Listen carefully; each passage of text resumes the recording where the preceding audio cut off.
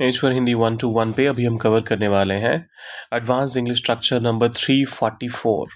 अगर आप चैनल पर नए हैं तो पहला काम करना है, आपने चैनल को करना है सब्सक्राइब और वीडियो को करना है लाइक। अब देखिए, अब ये जो जितने भी स्टेटमेंट्स आप यहाँ पर देख रहे हैं, मान लो उसने सच्चाई बता दी।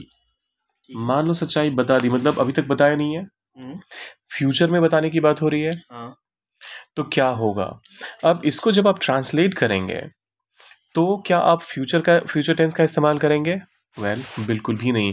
बाकी पूरा स्ट्रक्चर हम अभी देखने वाले हैं, लेकिन फिलहाल बाकी तीनों एग्जांपल्स। मान लो बारिश हो गई तो मैच रद्द हो जाएगा। मान लो बारिश हो गई तो मैच रद्द हो जाएगा। मान लो तुम नहीं आए तो सब गड़बड़ हो जाएगा। मान लो मैं हार गया तो क्या तुम मेरा साथ दोगे? अब एग्जाम्पल्स तो हमने देख लिए, अब स्ट्रक्चर देख लेते हैं। सबसे पहला, आप सपोज या फिर चाहें तो सपोजिंगली के साथ भी स्टार्ट कर सकते हैं। सपोज इसके साथ आप डालते हैं पहले सब्जेक्ट को और फिर वर्ब का सेकंड फॉर्म या फिर पास्ट वर्ब। यहाँ हम पास्ट पार्टिसिपल की बात नहीं कर रहे। तो जैसे मान लीजिए आप बहुत बेसिक वर्ब ले लेते हैं, गो अगर आपका वर्ब है तो आप वेंट का इस्तेमाल करेंगे, गॉन का नहीं। ये ध्यान रखिएगा।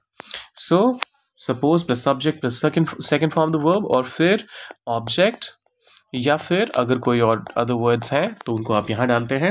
फिर आता है सेकंड क्लॉज, जहां पर आप फिर से सब्जेक्ट को लाते हैं, फिर लाते हैं वुड को, फिर लाते हैं वर्ब का जो बेस फॉर्म होता है, प्रेजेंट प्लूरल भी बोला जाता है इसको, और फिर उसके साथ अदर वर्ड्स या फिर ऑब्जेक्ट। सिंपल है, स्ट्रक्चर तो बेहद आसान है। अब इसको फटाफट से यूज करके भी देख लेते हैं। मान लो उसने सच्चाई बता दी तो क्या होगा? सपोज उसने ही और शी बता दी। बताने के लिए आप क्या कहते हैं? ही टोल्ड सच्चाई। ट्रूथ क्यों नहीं? द ट्रूथ क्यों? एग्जैक्टली, सच्चाई हमेशा एक ही होती है तो इसी वजह से the truth. Suppose he told the truth तो क्या होगा? यहां पर what हमारा सब्जेक्ट है, what, फिर इसके बाद आप would का इस्तेमाल करते हैं और होने के लिए happen. Suppose he told the truth, what would happen? Suppose he told the truth, what would happen? Would. मान लो बारिश हो गई तो मैच रद्द हो जाएगा। सपोज बारिश हो गई, It rained. हमने स्ट्रक्चर में क्या डिस्कस किया है? So suppose it rained, comma, तो मैच रद्द हो जाएगा। The match, रद्द को क्या रद्द हो जाएगा क्या कहेंगे? ओके, पहले बाकी चीजें तो इंक्लूड करते हैं। Would be cancelled. Suppose it rained, the match would be cancelled. Suppose it rained, the match would be cancelled. मान लो तुम नहीं आए तो सब गड़बड़ हो जाए। अच्छा, गड़बड़ होने के लिए आप क्या कहते हैं? Mess up. मान लो तुम नहीं आए, सपोज तुम नहीं आए, यू नहीं आए तो didn't come. यहाँ didn't come होगा, came होगा, लेकिन हमने स्ट्रक्चर में तो came लिखा है। स्ट्रक्चर में हमने क्या लिखा है? V2 का इस्तेमाल करना है ना। ये रहा स्ट्रक्चर। तो हम यहां पर came क्यों नहीं कह रहे, कम क्यों कह रहे हैं? सपोज यू डिडंट केम ना। मुझे तो कम ही लगता है।